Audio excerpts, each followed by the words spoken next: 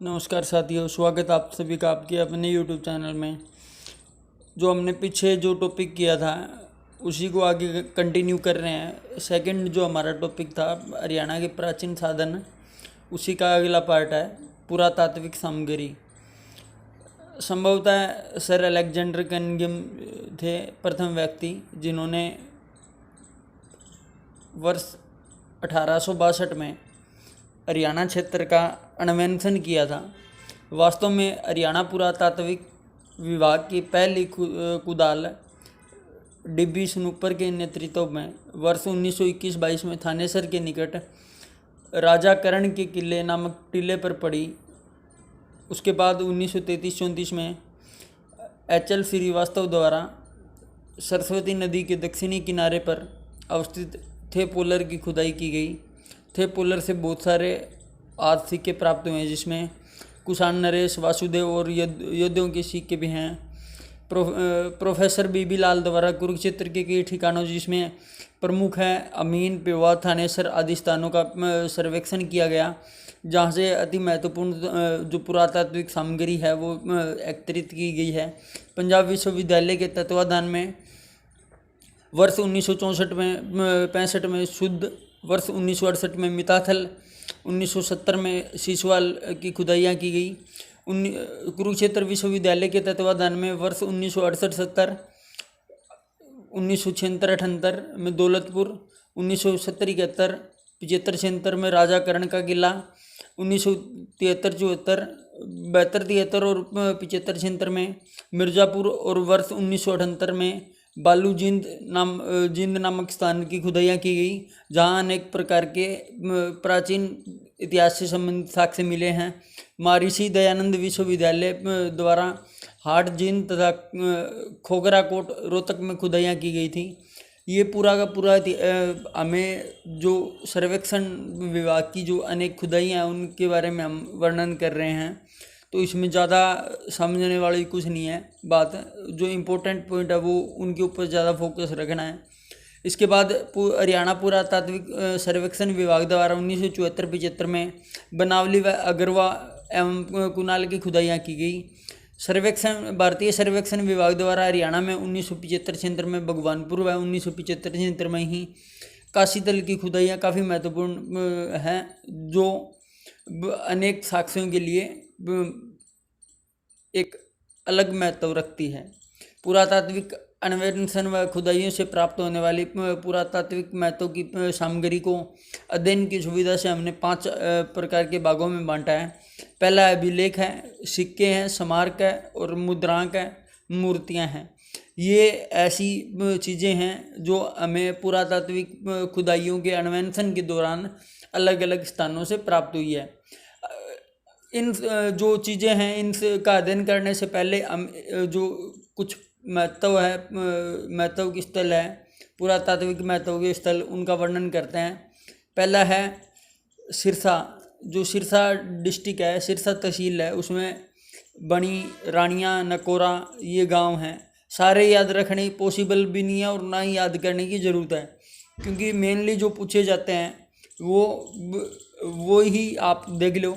इसके बाद हिसार, जो फतेहाबाद डिस्ट्रिक्ट था, पहले वो हिसार का भाग था, और फतेहाबाद तहसील के अंदर तलवाड़ा, भवानीखेड़ा, रत्ता टिब्बा, बनावली काफ़ी इम्पोर्टेंट पॉइंट है। तो ये चीज़ें ऐसी ध्यान रखनी है। आसी जो हिसार के अंदर हैं, हिसार, सिसाय, डाटा, पाली, राखी गढ़ी या शाहपुर, सीमा, ये सारी इम्पोर्टेंट पॉइंट्स हैं, महत्वपूर्ण स्थल है, जहाँ से हमें अनेक प्रकार की खुदाइयों से हरियाणा के जो प्राचीन इतिहास की साक्ष्य जो मिले हैं। इसके बाद भिवानी है, भिवानी में मिथातल, यांग, तिंगडाना, ये जो दादरी है, दादरी में मिश्री, जिंजर, हिसार, शीशवाल, सलीमगढ़, मातरश्याम, पाटन, सातरोड, खुर्द, ये रेवाड़ी के अंदर बादली है, बदसाल, लोहाट है, गुरावड़ है, रोहतक के अंदर सांदी है, रोहतक बलियानी है, कंसाला है, बहादुरगढ़ के अंदर बहादुरगढ़ है, बहादुरगढ़ में काफ़ी जो प्राचीन साक्ष्य हैं वो हमें मिले हैं। इसके बाद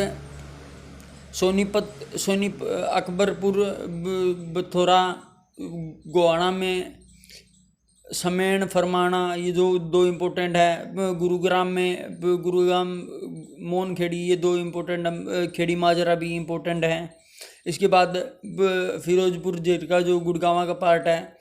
ओथा, पापड़ा, गोलकपुर, ये भी काफ़ी एक इम्पोर्टेंट पॉइंट है, क्वेश्चन हरियाणा की दृष्टि से महत्वपूर्ण है। इसके बाद मेवात के अंदर कुछ ज़्यादा खास नहीं है। कुर्थला एक और सुल्तानपुर एक ऐसा पार्ट है जो जहाँ से क्वेश्चन बन सकता है। पलवल, फरीदाबाद, बामनखेड़ी, पलवल, ऐरवा, बछोला, बल्लभगढ़, फरीदाबाद, सिही। और ये सिही इसलिए भी इम्पोर्टेंट है क्योंकि ये एक प्राचीन इतिहास के साथ साथ जो अनेक प्रकार के जो वीर हैं, शूरवीर हैं, उनके कारण भी इसको इम्पोर्टेंट समझा गया है। इसके बाद करनाल, निशंग, मोड़ी, ये जो इम्पोर्टेंट पॉइंट हैं। पानीपत के अंदर उडलाना, श्यामगढ़, जंजेरी, खेड़ी मान सिंह। जिंद के अंदर कलायत, ये कलायत अभी कैथल के अंदर है वर्तमान में। इसके बाद जिंद, खोखरी, मनोरपुर, बरसाना, जीवन खेड़ी, ये सिर्फ पढ़ने वाले हैं, इनमें कुछ ज़्यादा खास नहीं है। जैसे कैथल थे उपलाना, जेठड़ी, गुला, रत्ताखेड़ा, रसूलपुर। कुरुक्षेत्र के अंदर अब आपका जगह करण का किला, खेड़ी, अमीन, दौलतपुर, सरसा, बोर। अम्बाला के अंदर आपका जगह बलाना, बीबीपुर, गुडाना, अमीरपुर, जटखेड़ी। ये जटखेड़ी इंपॉर्टेंट है, कई बार इससे क्वेश्चन आता है। तो इसके बाद जो मेन पॉइंट अपना वहाँ आते हैं अभिलेख। हरियाणा में अभी तक जो 5 श्रेणियाँ हमने बढ़ाई है प्राचीन पुरातात्विक सामग्रियों की, उनमें पहला है अभिलेख। हरियाणा में हमें अभी तक 5 श्रेणियों के अभिलेख मिले हैं, जिनकी कुल संख्या 37 है। हरियाणा के प्राप्त अभिलेखों में सबसे जो प्राचीन अभिलेख है वो टोपरा स्तंभ का अभिलेख है। टोपरा स्तंभ अशोककालीन है और इस पर सम्राट अशोक के समय के 273 से लेकर 232 ईसा पूर्व के 7 अभिलेख अंकित है, जिसकी लिपि ब्राह्मी है और भाषा संस्कृत है। सुंद से प्राप्त दूसरा प्राचीन अभिलेख भारत में 12 खड़ी की लिखाई का सर्वाधिक पुराना नमूना है।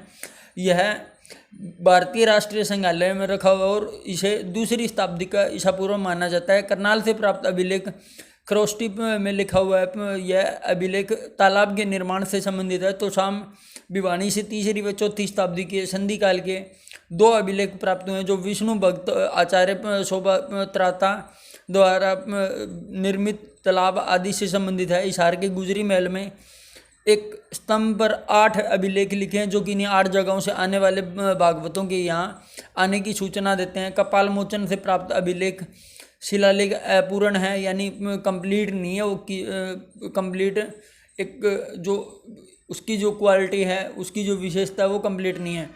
लाओस हिंदी चीन से प्राप्त शिलालेख 5वीं शताब्दी का है, जिसमें हरियाणा के सांस्कृतिक इतिहास पर प्रकाश डाला। कनगिनम ने पिंजौर से काफ़ी पुराने 3 अभिलेख प्राप्त किए हैं, जिससे ये पता चलता है कि इस स्थान का नाम पंचपुरा था। अगरवा से प्राप्त योद्ध युगीन मुद्रांक पर अंकित अभिलेख से हमें योद्धगण की प्रशासनिक व्यवस्था की जानकारी मिलती है कि जो योद्धगण थे उनकी प्रशासनिक व्यवस्था थी किस प्रकार की थी, उनकी जानकारी हमें वहाँ के सिक्कों से प्राप्त होती है। अर्श की 7वीं शताब्दी सोनीपत से प्राप्त ताम्र मुद्रांक से हमें पुष्यभूति नरेश हर्षवर्धन के वृक्ष की जानकारी प्राप्त होती है। 9वीं शताब्दी का पेवा से प्राप्त भोजदेव का अभिलेख से हमें पता चलता है कि उस समय पेवा घोड़ों के व्यापार के लिए काफ़ी प्रसिद्ध है।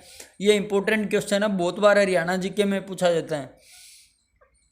इसके बाद प्रतिहार राजा महेंद्रपाल का प्योवा से प्राप्त शिलालेख 905 ईस्वी में स्थापित किया गया था। हमें यहाँ विष्णु की उपासना हेतु मंदिरों के निर्माण की जानकारी मिलती है। भोज प्रतिहार का सिरसा से प्राप्त अभिलेख हरियाणा के धार्मिक इतिहास का खासकर शैव संप्रदाय के पशुपति पंथ पर प्रकाश डालता है। अगरवा से प्राप्त टेबलेट संभवतः संगीत इतिहास में सबसे पुरातात्विक सामग्री है। इस पर नी, धा, पा, मा, रे, सा आदि अंकित है, यानी जो स्वर है, संगीत के स्वर है, वो हमें अगरवा से जो प्राप्त अभिलेख है वहाँ पर मिलते हैं। मोहनबाड़ी, रोहतक और गुरावाड़ा रेवाड़ी से प्राप्त 10वीं शताब्दी के कुछ अभिलेख मिले जो वैष्णव मंदिरों के निर्माण से संबंधित। आशी से प्राप्त पृथ्वीराज द्वितीय के समय का अभिलेख स्थान के सामरिक महत्व का बखान करता है। लाडनू जोधपुर के शिलालेख से यह पता चलता है कि दिल्ली हरियाणा तक प्रदेश की राजधानी थी। विग्रहराज चतुर्थ के 3 अभिलेख तोपड़ा के लाट पर अंकित है, जिसे यह पता चलता है कि उसने विंध्य और हिमालय के बीच काफ़ी भाग जीतकर मेलेक्सों को यहाँ से खदेड़ा था। सोमेश्वर का बिजोलिया उदयपुर अभिलेख से हमें चौहान नरेशों की वंशावली तथा दिल्ली, आशी आदि हरियाणा के प्रसिद्ध नगरों का और इनके द्वारा विजित होने का ब्यौरा जो है वो मिलता है। तो आज का टॉपिक यही था। आगे इसके जो 4 पार्ट बचे हुए हैं, सिक्के, मुद्रांक, जो पुस्तकें हैं, वो हम आगे नेक्स्ट वीडियो में करेंगे। आप सभी का बहुत बहुत धन्यवाद। जय हिंद, जय भारत।